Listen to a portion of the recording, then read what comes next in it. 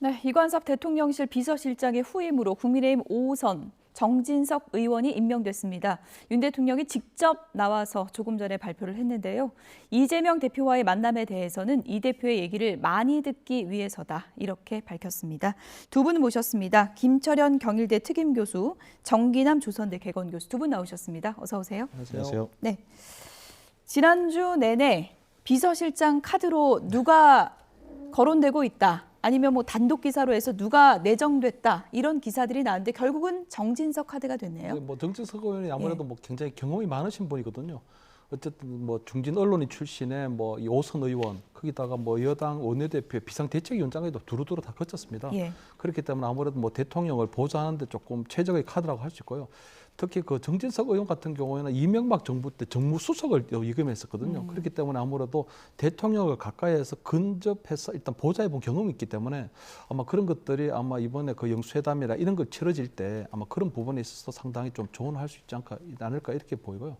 과거에도 보면 노무현 정부 때 보면은 나중에 국회의장이 되는 문희상 의원이 비서실장을 했고요.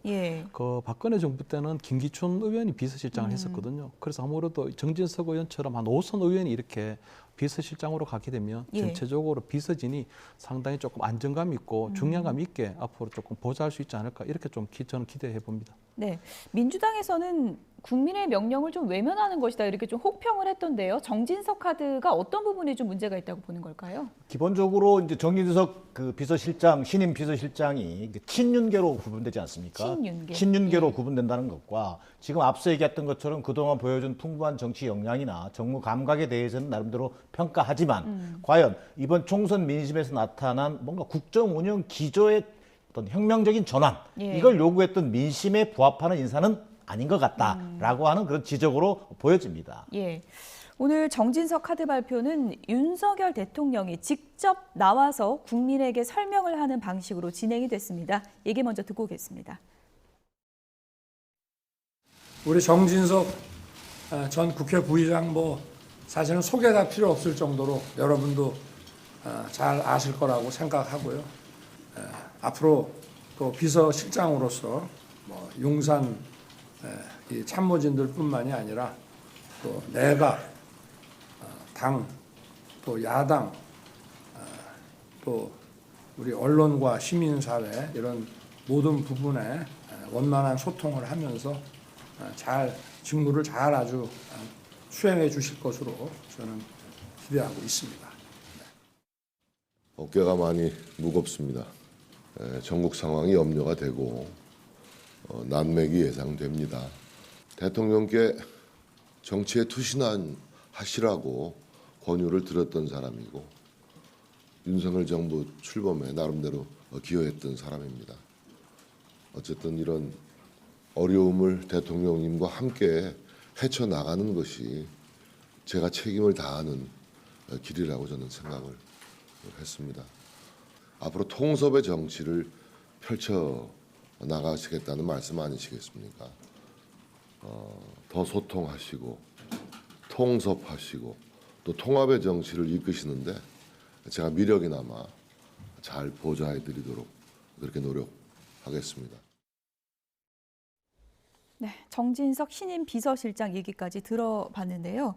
대통령이 이렇게 직접 나와서 비서실장으로 누구를 선택했고 왜 선택을 한 것이다라고 설명하는 건 앞으로 좀 소통을 늘려가겠다, 이런 의미일까요? 어떻게 봐야 될까요? 당연히 그런 의미가 있고요. 일단 정진석 의원이 5선 의원이기 때문에 아무래도 나름대로 최고의 예우를 갖춰주신 게 아닌가 이렇게 좀 평가하고요. 또 나름대로 직접 비서실장을 이렇게 소개함으로써 좀 이 정진석 신임 비서실장에 대해서 상당히 좀 힘도 좀 실어주는 그런 효과도 좀 기대할 수 있거든요. 그리고 마지막으로 보면 오랜만에 지금 아마 우리 기자단 앞에 대통령께서 모습을 보인 건데 그러면 이제 앞으로 좀 새로운 소통 방식을 대통령께서도 과거에 했던 도스태핑의 부활이라든가 여러 형태로 이제 기자단 특히 국민과의 어떤 대화의 폭을 좀 넓히겠다, 소통을 넓히겠다 하는 그런 의미도 아마 간접적으로 암시한 게 아닌가 저는 이렇게 보입니다. 오늘 발표 나올 때 윤석열 대통령이 제가 조금 전에 화면 보니까 푸른색 계열의 넥타이를 맸던데요. 이것도 우연인지 모르겠지만 앞으로 오늘 같은 발표 형식이 좀 야당과의 소통도 넓히고 국민과 좀 접촉하는 기회를 넓히겠다, 이런 의지일까요? 어떻게 읽으셨습니까? 저는 충분히 이렇게 평가할 수 있다고 생각합니다. 일부러라도 저는 예. 파란 넥타이를 매는 것도 좋다. 예. 이런 말씀을 드리고 싶고요. 우선 당장 야당의 비판과 반대가 제기되고 있습니다. 그러나 정진석 비서실장부터 당장 어떻게 하면 야당을 소통하면서 설득해 낼 것인지 벌써 과제를 안게 됐습니다. 예. 지금 정진석 비서실장이 요구하는 것은 민심 있는 그대로를 전달하는 비서실장, 또 뭐 쓴소리 마다하지 않고 대안을 제시할 줄 아는 부서실장, 뭐 이런 역량을 기대한 것 아니겠습니까? 더 나아가서 야당은 물론 또 여당까지도 뭔가 좀 당정 관계의 어떤 바람직한 어떤 모델들을 만들어내는 데 있어서 정진석 신임 비서실장이 역량을 저는 보여줄 그런 상황이 됐다, 이렇게 평가하고 싶습니다. 예. 어쨌든 지금 상황이 대통령 지지율 성적표도 안 좋고 당정 관계도 앞으로 쉽지 않을 거고 그리고 야당과의 소통도 미흡한 그런 상황인데 정진석 신임 비서실장이 대통령에 대해서 때로는 정말 쓴소리를 내던질 수 있는 그런 인물이라고 보십니까? 일단은 뭐 본인 뭐 중진 언론인 출신이고요. 또 조금 눈에 띄는 점이 동갑내기거든요. 그렇기 때문에 제가 볼 때는 그냥 정진석 의원의 특유의 그 털털한 성품처럼 제가 볼 때 툭 터놓고 아마 어떤 이야기들을 좀 기분 좋게 좀 쓴소리는 할 수 있지 않을까 이렇게 생각을 하고요. 대통령과도 좀 인연이 있는. 그래서 아무래도 이제 분인가요? 옛날에 그 언론인 할 때 법조 팀장도 하시고 사회부장도 하셨으니까 아마 그때 아마 윤석열 검사나 윤석열 검사장을 아마 이런저런 이유로 조금은 알고는 있었을 겁니다. 특히 그 정진석 아마 비서실장이 들어가게 되면 대통령실에서 지금 가장 급한 게 정무 기능하고 정책 기능을 정상화시키는 거거든요. 예. 지난 총선 때 보면 어쨌든 이종섭 전 장관의 어떤 대사 임명 논란이 있었고 또 황상무 전 수석 어떤 뭐 여러 가지 뭐 발언된 논란이 있었기 때문에 어떻게 보면 정무적인 판단 기능이 상당히 좀 떨어진다. 예. 정책 기능도 상당히 좀 떨어진다는 그런 것이 있기 때문에 아마 그런 부분들을 바로 뭐 대통령실의 그런 정책 정무 기능을 보좌하면서 아마 해나갈 수 있지 않을까. 특히 뭐 야당 의원들하고도 두루두루 친하시기 때문에 아마 여러 가지 분야에 있어서는 조금 마크 조율도 뭐 어느 정도는 해낼 수 있지 않을까. 저는 이렇게 좀 전망합니다. 오늘 모처럼 대통령이 기자들의 질의응답 시간도 이제 가졌는데요. 아무래도 이제 정치권의 이번 주 최대 관심사는 영수회담이죠. 이 부분에 대한 질문도 나왔습니다. 윤석열 대통령이 어떻게 답변을 했는지 얘기를 좀 들어보도록 하겠습니다. 제가 하고 싶은 말을 하려고 초청했다기보다 이재명 대표의 얘기를 좀 많이 들어보려고 그렇게 해서 그런 용산 초청이 이루어진 것이고, 여야가 이제 어떤 그동안의 그 입장을 보면은 좀 많이 극명하게 차이가 많이 났습니다. 그렇지만 일단 좀 서로 의견을 좁힐 수 있고 합의할 수 있는 이런 민생 그 의제들을 좀 찾아서 국민들 좀 민생 안정을 위해서 할 수 있는 몇 가지라도 좀 하자는 그런 얘기를 서로 하게 되지 않을까. 대통령께서 참모들에게 이제 정치하는 대통령이 되겠다, 국민들께 뭐 친근하게 네. 다가가는 대통령이 되겠다고 말씀하셨다는데 국정 운영이나 아니면 소통 방식에서 구체적으로 어떤 변화를 생각하고 계시는지 말씀해 주십시오.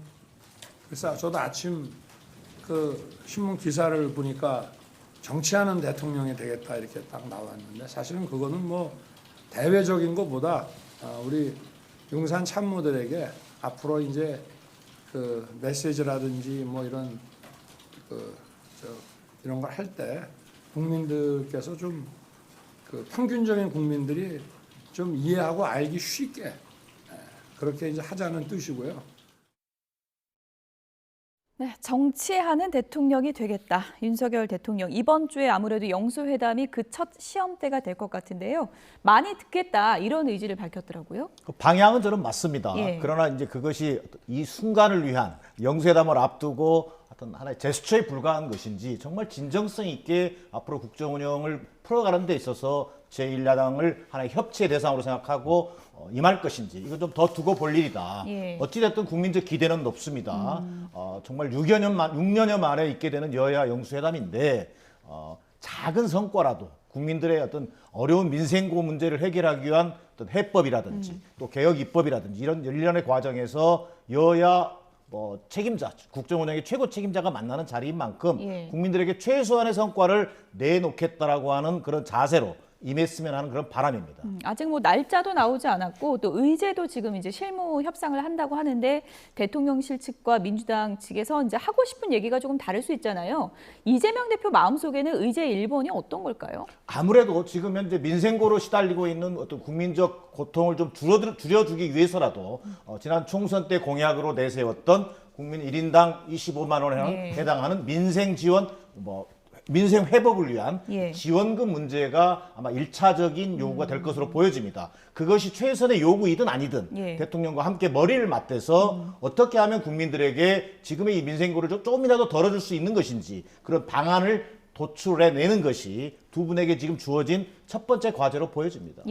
25만 원 의제가 테이블 위에 올라오면 윤석열 대통령이 어떤 입장을 밝힐 것인가 그것도 궁금하거든요. 제가 볼 때 아마 그 이재명 대표가 3개 정도 들고 올 거거든요. 아마 민생지원금 25만 원, 그다음에 특검 수용하라는 거, 그다음에 의료 파행이 지금 장기화되고 있기 때문에 국회가 포함되는 협의체를 즉각 가동하자 이래 되는데 이 3개 의제를 지금 대통령께서 다 받으실 수가 없어요. 왜냐하면 민생지원금 같은 경우에는 대통령께서 얼마 전에 그 국무회의 모두 발언에서 밝힌 것처럼 포퓰리즘은 마약이라고 했는데 그 부분에서 가장 큰 것이 뭐냐면 이번 총선에서도 원래 대통령에 대해서 이번에 확장적 좀 재정 정책을 해서 총선 때 좀 도움이 될 수 있도록 돈을 좀 풀자는 얘기를 계속 했었거든요. 그런데 그런 부분들을 국가 예산이 건전 재정의 기조가 무너지면 안 된다고 했기 때문에 만약에 지금 이재명 대표가 얘기하는 그 25만 원을 들고 오면 수용할 수가 없죠. 왜냐하면 그것이 보면 지금 예산상으로 한 13조 원 정도 들거든요. 13조 원 정도 되는데 그게 보면 예를 들어 지금 수조 원대의 이혼 소송을 벌이고 있는 최태원 회장에게도 25만 원을 주고 이번에 수입료에서 수십억 원을 번 박은정 우리 그 조국 혁신당 1번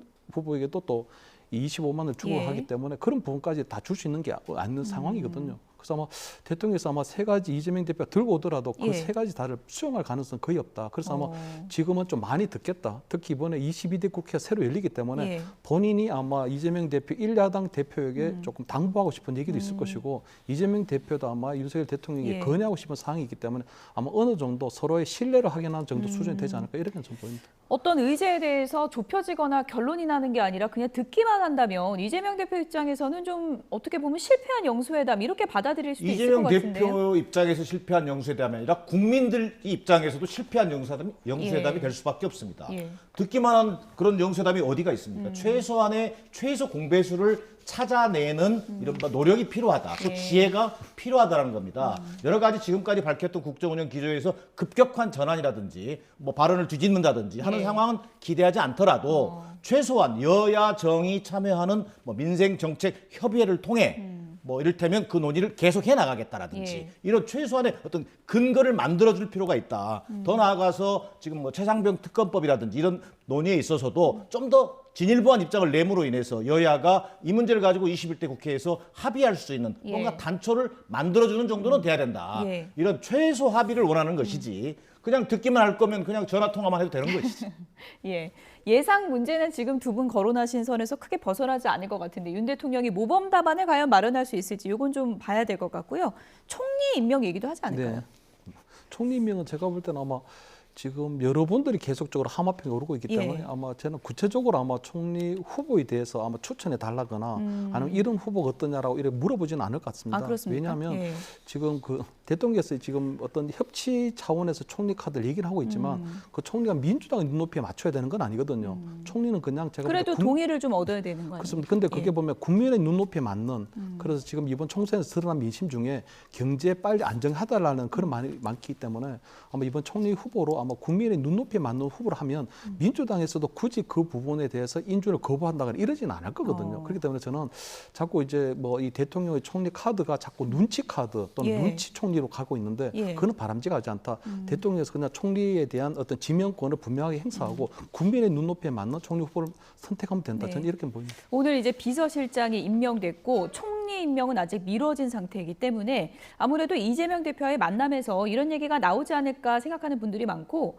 지난주에 또 이제 박영선 전 장관 카드가 거론돼서 혹시나 박영선 카드를 이재명 대표와 좀 얘기를 나눌 수 있지 않을까 그런 상상력도 가능할 것 같거든요. 상상력이 얼마든지 가능하겠습니다만 지금 나오고 있는 얘기 자체는 지금의 협치 수준으로는 박영선 전 의원 같은 경우 총리직을 맡기는 좀 쉽지 않다라고 하는 그런 상황으로 파악되고 이재명 있습니다. 대표가 반대할까요? 얘기가 저는 나오면? 뭐 당내 어떤 여론을 충분히 들어보면 어떤 거기는 나름대로의 어떤 기준이 나올 걸로 보여집니다만 예. 결국 야당의 어떤 협조 없이는 인준이 불가능한 상황이기 때문에 대통령께서 마음의 문을 열고 야당 대표에게 국무총리 인선과 관련된 다양한 의견을 제시함으로 인해서 사실상 야당의 어떤 그 동의라고 하는 것이 이번 영수회담을 통해서 어느 정도 이루어질 수 있도록 예. 하는 그런 정도의 좀 진정성 있는 접근은 필요해 보입니다. 네, 지금 뭐 총리 지명이 여권일지 야권일지 이건 아무도 모르지만 지금 민주당 내에서 이런 얘기가 나오고 있습니다. 박찬대 의원이 이런 얘기를 했는데요.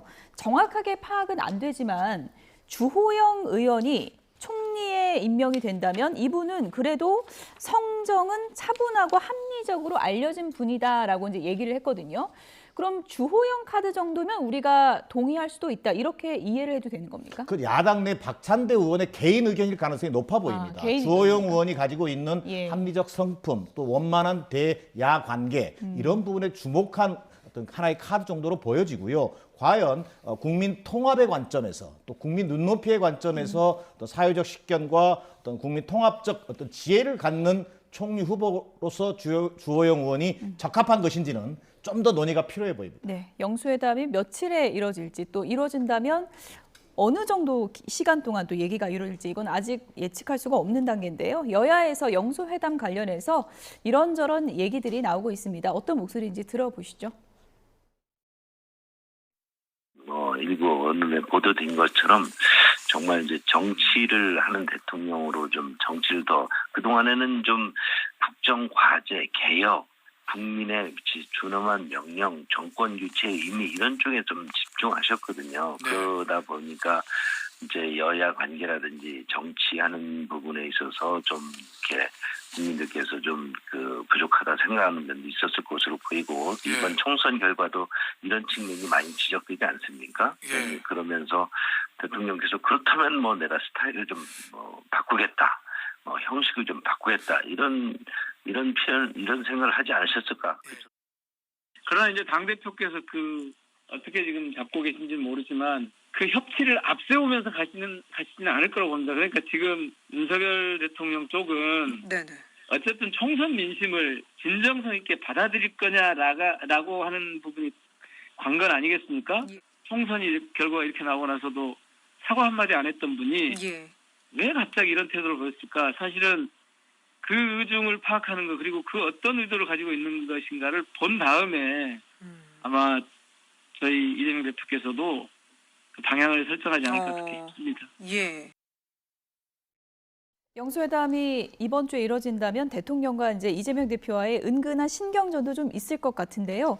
윤석열 대통령이 오늘 정치하는 대통령이라는 키워드를 내걸었잖아요. 어떻게 변하겠다 이런 의지일까요? 일단 대통령께서 일단 정치하시겠다고 하는 거 보면 그동안 굉장히 좀 법률적 어떤 마인드가 가지고 있었거든요. 그러다 보니까 대통령은 대통령 일을 열심히 하면 되고 상권 분립에 따른 국회는 국회 일을 하면 되는데 예. 국회에서 넘어온 법안 중에 잘못된 부분에 있어서는 그냥 거부권 행사하면 된다. 그동안 어떤 막구 조율이라든가 어떤 여야 간의 그것들에 대한 어떤 거래 형태의 그런 대화 타협은 필요 없다고 이렇게 생각하신 것 같아요. 그런데 지금 이제 정치를 하시겠다고 하는 거는 결국은 야당과의 대화를 하겠다는 거고요.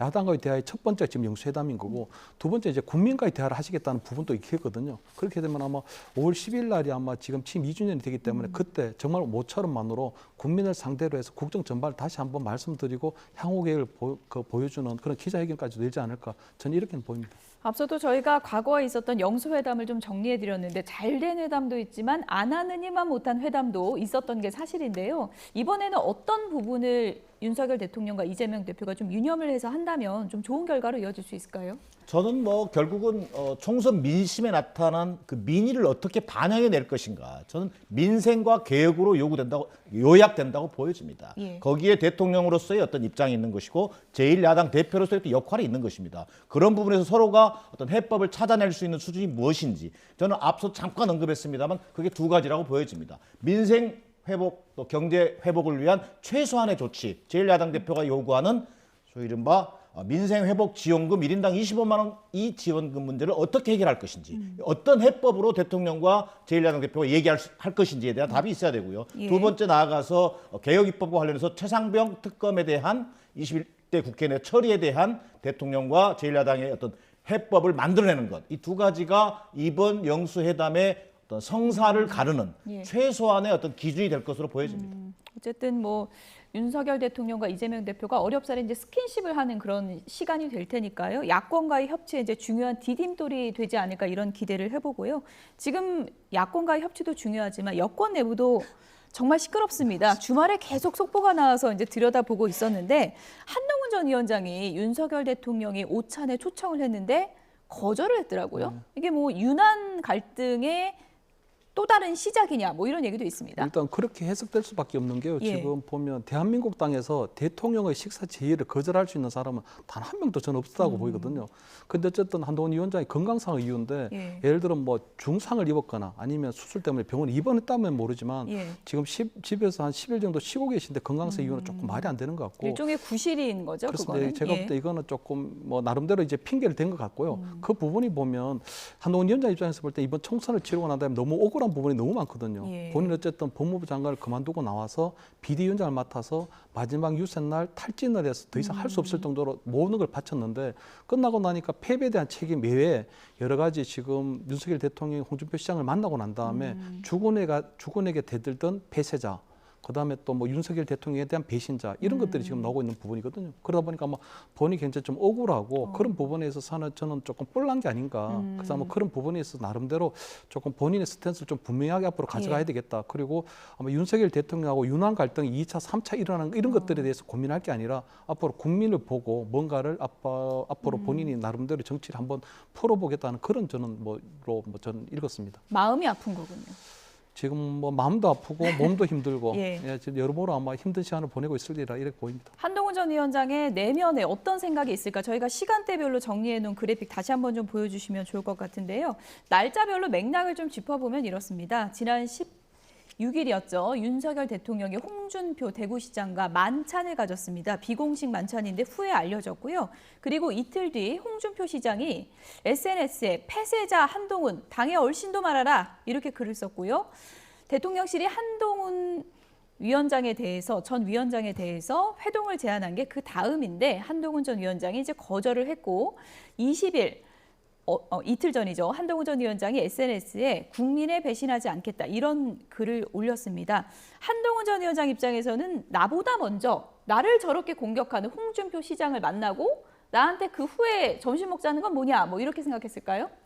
충분히 저는 생각할 수 있을 것 같습니다. 예. 이를테면 윤석열 대통령이 홍준표 시장을 만난 것도 총선 패배 6일 만인가 만났습니다. 예. 제가 볼 때는요. 한동훈 위원장과 비공개 만찬을 통해서라도 그동안의 총선에서의 노고를 격려하고 이후의 당정 관계라든가 이런 것들을 논의했을 법한데 왜 홍준표 시장일까? 다 이상한 시각으로 볼 수 있다고 보여집니다. 거기서 느끼는 한동훈 위원장의 인간적 서운함은 저는 배제할 수 없는 것 같다. 두 번째 더 나아가서 한동훈 위원장이 지금 윤석열 대통령을 배신한 사람으로 규정되고 또 이번 총선 패배의 어떤 가장 주인공으로 제기되는 상황에서 정치 재개를 염두에 두고 있는 한동훈 위원장 입장에서는 일정한 좀 거리두기를 통해서 본인이 어떻게 이 문제를 해법을 찾아나갈 것인지 그런 고민의 시간이 좀 있어야 된다고 생각합니다. 더 나아가서 그동안 총선 때 갖게 됐던 윤석열 대통령과의 어떤 갈등 요인, 이른바 김건희 여사 명품백 수수 문제라든지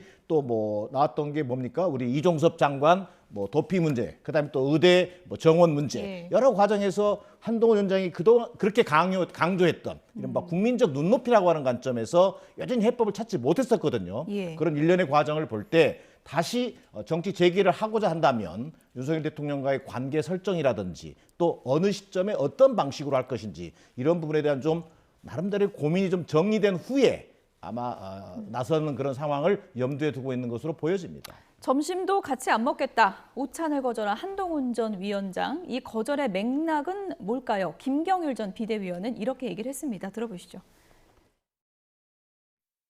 그런데 이렇게 아무리 지금 한 위원장이 백수 상태이지만 금요일 날 전화해서 월요일 오찬을 정하기로 했다는 건 조금 전 그 부분이 좀 이해가 안 되고요. 되게 육체적으로 이렇게 힘든 상태인 것은 분명한 것 같습니다. 한동훈 위원장이. 그래서 정말 만나려고 했다라면 조금 말미를 두고 일주일이어 두고 우리가 흔히 하다시피 날짜 한 두세 개 줘봐라. 그리고 한번 적절한 때 너희들이 시간을 정해봐라. 제가 한동훈 위원장의 뭐랄까요 개인적인 성격 이런 건 잘 모릅니다만은 서운할 것 같습니다. 예, 그리고 나오는 말들이 회담을 마치고 나서 홍준표 시장의 발언들이 대단히 또 세잖아요. 그렇죠. 배신자다 뭐 이런 게 나오는 말들이 있으니까 뭐 인간적인 서운함은 분명히 있을 것 같습니다.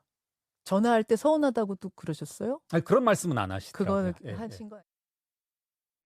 김경일 전 비대위원의 추측은 이런 겁니다. 그러니까 아무리 백수라도 사흘 전에 전화해서 오찬회동 하자고 하는 게 좀 그렇지 않냐 이런 얘기인데 좀 형식에 있어서 서운함을 느꼈을 법하다 이런 분석이거든요. 그래서 뭐 그거는 제가 볼 때 김경일 비대위원이 너무 조금 과장되게 해석했다고 보이고 왜냐하면 대통령께서 아무래도 국정이 제일 바쁘시기 때문에 재벌 총수 경우에도 해외 출장이 아닌 이상은 긴급하게 이렇게 회동을 하고 하는 부분이 있거든요. 그래서 근데 단지 이제 한동훈 위원장이 거절한 부분에 있어서는 좀 다르게 보는 게 한동훈 위원장이 과거 언론 인터뷰를 보면 그 윤석열 대통령과 그토록 오랫동안 서로 신뢰관계를 가져왔던 이유는 서로의 의견이 틀려도 존중이 있기 때문이라고 했거든요. 그렇기 때문에 아마 저는 한동훈 위원장이 나름대로 윤석열 대통령에 대해서는 서로 의견이 다르지만 자기가 갈 수 없다는 부분에 좀 존중을 하고 또 나름대로는 아직까지는 서로 간의 어떤 개인적인 신뢰관계는 좀 남아있다고 좀 보는 게 아닌가 저는 이렇게는 좀 보입니다.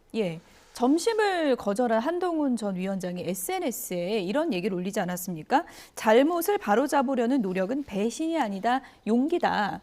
홍준표 대구시장이 본인을 배신자로 낙인 찍은 것에 대한 반발로도 읽히는데 어떻게 보면 앞으로 나는 정치권에서 계속 활동할 것이고 일종의 뭐 윤석열 대통령과는 좀 거리를 둘 것이다. 이렇게도 해석할 수 있는 그렇습니다. 겁니까? 저는 뭐 한동훈 위원장이 비대위원장을 맡아서 총선을 원톱으로 지휘할 때부터 저는 뭐 한동훈의 정치는 좀 시작됐다고 보고요.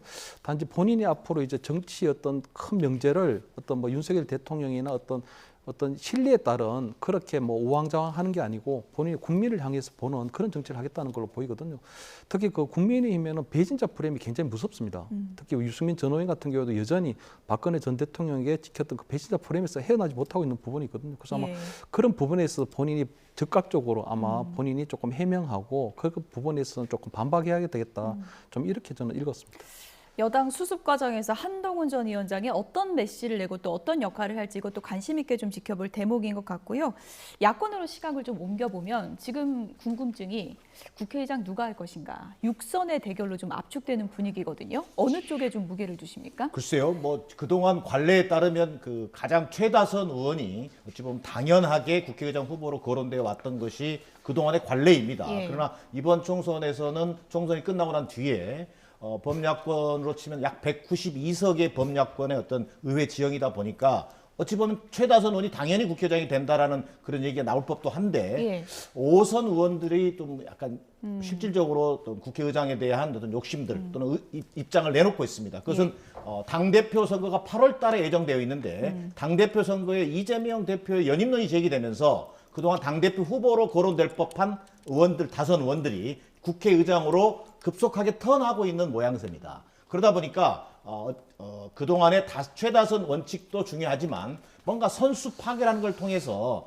또 당내 최대한의 합의를 끌어낸 후보가 국회의장이 되는 것이 바람직하다라고 하는 이른바 결선 투표론까지 제기되는 등 어찌 보면 좀 새로운 어떤 선출 방식과 함께 당의 어떤 민심을 최대한 반영해낼 수 있는 그런 국회의장으로 가야 된다라고 하는 그런 의견이 지금 모아지고 있는 상황으로 보여집니다. 저는 추미애 대 조정식 이런 2파전을 말씀드린 건데 그거 말고도 확장될 거라고 그렇습니다. 보시는 건가요? 5선 의원의 출마가 어떻게 되는지에 따라서 지금 5선 의원급에도 벌써 한 서너 명의 의원님들이 출마 의지를 가지고 있습니다. 그러면 1차 투표에서 지금은 최다 득표자가 국회의장 후보가 되는 방식인데 1차 투표에서 과반을 확보하지 못한 경우에 결선 투표를 통해서 국회의장을 뽑는 것을 적극적으로 검토해야 된다라고 하는 것이 지금 지도부 내에서 논의되고 있는 그런 상황으로 보여집니다. 박지원 전 의원도 포함되나요? 그래서 박지원 의원이 거론되는 것은 아직 못 들어봤습니다. 그러나 다양한 뭐 이를테면 5선의 정동영 전 의장이라든지 5선 의원들이 뜻을 가지고 있는 것으로 보여집니다. 뭐 정성호 의원 같은 경우도 대표적으로 국회의장에 관심이 있는 것으로 알려져 있습니다. 박지원 전 원장도 하고 싶다 이런 의지를 표명한 것으로 지금 언론 보도에 나오고 있는 상황이고요. 일단 6선 선수가 제일 높다 보니까 추미애 대 조정식 이 구도에도 관심이 가는데 조정식 의원이 나 나간다고 이재명 대표한테 얘기했다 이렇게 얘기를 했거든요. 워낙에 친명이다 보니까 조정식 의원 쪽에 좀 힘이 실리지 않을까 이런 전망도 있더라고요. 일단 뭐 조정식 예. 의원이나 뭐 정성 의원, 노선도 다 이렇게 뭐 이 국회의원 의장 경선에 나올 텐데 저는 추미애 전 의원이 좀 하기는 좀 힘들어 보이거든요. 왜냐하면 지금 22대 국회에서 가장 중요한 자리가 이 국회의장이라는 자리하고 원내대표입니다. 근데 원내대표 같은 경우는 야당의 원내대표가 22대 국회 개원 협상을 해야 되기 때문에 상당히 조금 강한 원내대표가 돼야 되는 부분이 있거든요. 왜냐하면 지금 민주당에서 법사위를 가져간다, 운영위를 가져간다, 전체 다를 가져간다 하기 때문에 아마 여당하고 협상 과정에서는 강한 원내대표 필요하지만 국회의장의 경우에는 지금 협치가 화두기 때문에 다른데 여야 관계를 두루두루 조금 포용할 수 있는 그런 분이 있어야 되거든요. 근데 추미애 전 장관이 벌써 말실수한 게 국회의장은 여당도 야당도 아니고 중립적이지 않아도 된다는 그런 말씀을 하셨기 때문에 어떻게 보면 국민의힘에서 받아들이기 상당히 조금 어려운 카드거든요. 거기다 본인이 지금 또 범야권 지도자라는 얘기를 하시면서 국회의장이 끝나고 난 다음에는 2027년도에 또 대권에 출마할 듯한 그런 뉘앙스까지 얘기를 하셨기 때문에 저는 아마 추미애 전 의원이 아마 이번에 국회의장 나서기에는 내부적으로는 좀 쉽지 않지 않을까 저는 이렇게 좀 전망합니다. 네, 그런 분석과는 상관없이 추미애 지금 당선인도 굉장히 시동을 걸고 있는 것으로 그렇게 알려지고 있는데 아무래도 이제 민주당 당원들 입장에서는 혁신형 국회의장을 원할 수도 있다 이런 분석도 많거든요. 그렇습니다. 뭐 강성 지지층을 중심으로 국회의장이 그냥 말 그대로 관리형 국회의장이 아니라 혁신형 의장이 돼야 된다. 그리고 당원들의 지지를 받는 그런 의장이 나와야 된다라고 하는 걸 주장하고 있습니다만 당원들보다는 새로 출범하는 22대 국회 당선자들이 결국은 어떤 그런 여론들을 수렴해서 의장 선거에 나설 것이냐 뭐 이런 것들이 가장 더 중요해 보입니다. 예. 어쨌든 뭐 6선의 대결이 될지 아니면 5선까지 함께 뛰어들지 이 부분은 좀 지켜보도록 하겠습니다. 김철현 특임교수, 정기남 개건교수 두 분이었습니다. 고맙습니다. 감사합니다.